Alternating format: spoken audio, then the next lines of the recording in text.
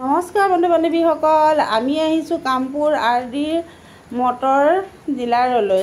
আজি ফাইনেলি আমি যিখন গাড়ী ল'ম বুলি ভাবিছিলোঁ পে'মেণ্টটো ক্লিয়াৰ কৰি দিলোঁ, কাৰণ যিহেতুকে এইটো মাহত বোলে অফাৰ আছে, সেইকাৰণে আমি আজি পে'মেণ্ট চব সম্পূৰ্ণ আমি কেছ দি লৈছোঁ। সেইকাৰণে আমি চব পে'মেণ্ট ক্লিয়াৰ কৰি দিলোঁ।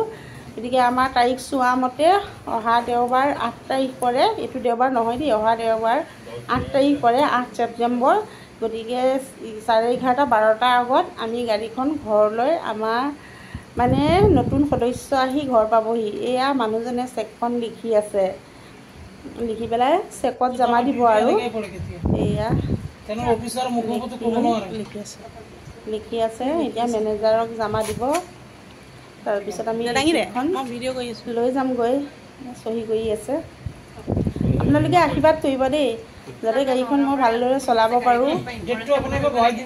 তাৰপিছত আৰু বিশ্বকৰ্মাই লগো ল'ব লাগিব অৱশ্যে, আৰু নিজেও ভালকৈ চলাব লাগিব। এয়া ফাইনেলি চেকখন মেনেজাৰক জমা দিলোঁ। এয়া চাইছে ভালদৰে, আকৌ চেকখন মিলাইও চাইছে, কিজানি ক'ৰবাত কিবা প্ৰব্লেমো থাকিব পাৰে।